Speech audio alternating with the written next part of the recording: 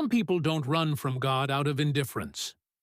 They run because they sense Him, because something inside them knows that getting too close would mean letting go of things they're not ready to release. It's not a lack of faith. In a way, it's too much clarity. Augustine of Hippo was one of those men, brilliant to excess, passionate to the point of disorder, honest with himself in a way that can be painful to witness. He spent decades searching with everything he had, while at the same time dodging the answer he could feel waiting at the bottom of the search. He was born in 354 in Tagaste, a small town in Roman North Africa, in what is now Algeria. His mother, Monica, had a deep and demanding faith. His father, Patricius, was a pagan. That tension was present from the beginning. Two different worlds living under the same roof. Two ways of understanding life that the young Augustine absorbed before he was old enough to choose between them. From early on, it was clear he had an exceptional mind. He learned quickly, argued precisely, and had a memory his teachers couldn't ignore. That intelligence was his pride, and, for a long time, his shelter. He arrived in Carthage as a teenager to study rhetoric. It was the cultural capital of Roman North Africa, a loud, brilliant city full of temptations for an ambitious young man trying to make his way in the intellectual world of his time. There, Augustine found what he was looking for, and also what he didn't know he was looking for. He found philosophical debates, theaters, friends who argued ideas late into the night. And he found desire in its most concrete form, attraction, pleasure, the emotional life his body and heart were asking for. It wasn't a youth of wild excess or total moral darkness. It was something more complicated.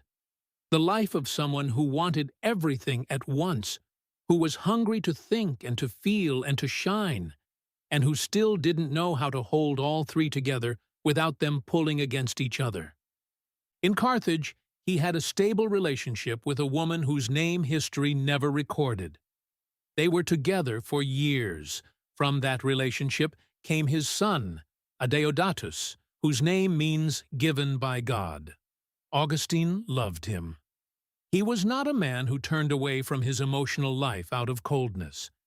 He lived it intensely, and with a growing awareness that something in him didn't quite fit, that the love he gave and received couldn't fill a hollow he still didn't have words for. During those years, he also began searching for philosophical and spiritual answers in a more deliberate way. The Christianity he had seen in his mother felt, at that point, too simple for his intelligence. He wanted solid arguments, not inherited faith. And in that search, he found Manichaeism, a religious and philosophical movement that divided reality into good and evil as two eternal principles locked in permanent conflict. The idea appealed to him because it offered a coherent explanation for the problem of evil, an answer to the question that followed him everywhere. If God exists and is good, why is the world broken?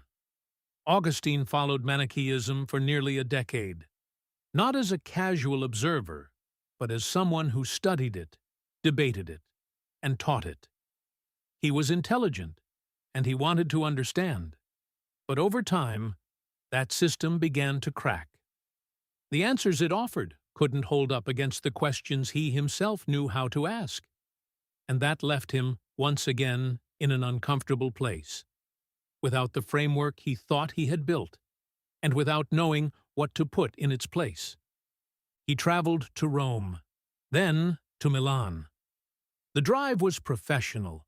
He wanted to advance as a teacher of rhetoric, reach influential circles, claim a place in the world he believed he deserved. Ambition wasn't a minor flaw in Augustine. It was part of his architecture. He wanted to be recognized. He wanted his intelligence to matter in the world.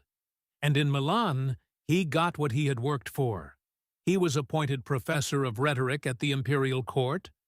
It was exactly the kind of position a brilliant young man from North Africa could dream of reaching. And yet, at the very moment of arrival, the restlessness didn't disappear. It grew heavier. Also in Milan was Ambrose, the bishop of the city. He was a rigorous, well-formed man with an oratorical skill that Augustine recognized immediately as exceptional. At first, he went to hear him the way one professional studies another, not as someone seeking conversion. But something in Ambrose's preaching began working on him differently. Ambrose interpreted Scripture with an intellectual depth Augustine hadn't encountered before. This wasn't the naive faith he had dismissed in his youth. It was a faith that didn't ask him to stop thinking, but to think further. That threw him off. One of his main reasons for keeping his distance from Christianity was that he saw it as incompatible with serious thought. Ambrose slowly took that excuse away. But understanding wasn't enough. Augustine's problem had never really been intellectual. It was a problem of will. He later described it himself with a precision that still holds today. He wanted to change, but not quite yet. He wanted the truth, but not all the consequences of actually living by it. He had built a life, an identity, a web of desires and habits that worked. Not perfectly, not peacefully, but they worked. And letting go of all that required something he wasn't ready to name. Surrender. The same intelligence that had carried him so far also served to delay the inevitable, to find one more reason to wait, to convince himself that the moment hadn't come. His mother, Monica, had come to Milan.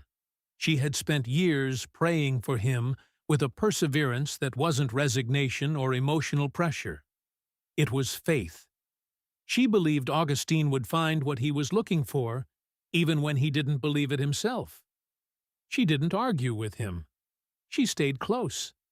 And that constant presence was part of the quiet web of grace surrounding his journey, even when he couldn't see it.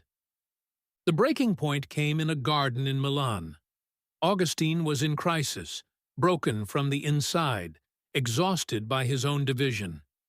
He had spent years knowing what he needed to do and being unable to do it. That day, something gave way. He heard a voice, or something like a voice, telling him to take and read.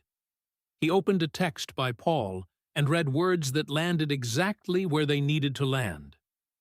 There were no lights, no spectacle. It was the moment when a life that had been resisting finally stopped. Not as defeat, but as the kind of exhaustion that turns, at last, into rest. The surrender Augustine had kept putting off happened there, without extraordinary witnesses, in the quiet of a garden. He was baptized by Ambrose at the Easter Vigil of 387. That same year, Monica died, shortly after her son's baptism. There is something in that sequence that needs no commentary. The mother who had prayed for decades lived to see what she had asked for. And then she was gone. Augustine returned to North Africa. He sold his possessions, founded a small community of shared life, and began writing with an intensity that wouldn't stop until his death. He was ordained a priest without having sought or planned it, in a situation he later described as something the community pushed on him and he didn't know how to refuse. He was then consecrated Bishop of Hippo, a coastal city where he would spend the rest of his life. From there he governed, preached, debated, taught, and wrote. His confessions grew out of that whole process. Not an autobiography in the modern sense, but a conversation with God spoken out loud. A text where Augustine hides nothing because he has nothing left to hide. He also wrote The City of God, a monumental work that tried to respond to the crisis of the Roman Empire from a spiritual and historical perspective. He died in Hippo in 430, while the Vandals besieged the city. He was 75 years old. The Church recognizes him as a doctor of the Church for the depth of his theological thought and his lasting influence on Christian spirituality. What gives Augustine's life its weight today isn't the list of his works or the title history assigned him. It's that he put into words something many people experience and few dare to say this plainly: that you can have success, pleasure, intellectual recognition, real relationships, and still feel like something doesn't fit. That restlessness isn't always a sign of immaturity or ingratitude. Sometimes it's a sign that the heart is looking for something it hasn't found yet. Augustine didn't reach God because everything else failed. He reached God because he discovered that everything else, even the good things, couldn't answer the deepest question. His holiness didn't come from a life that was ordered from the start. It came from a long search, sometimes messy, sometimes painful, but always honest. It came from being willing to look at himself without escape and say yes to something that demanded he change everything. Augustine spent years running from God, not because he doubted his existence, but because he sensed that meeting him would cost him the life he knew. And he was right. It cost him that life. And in return, he received one he never could have imagined.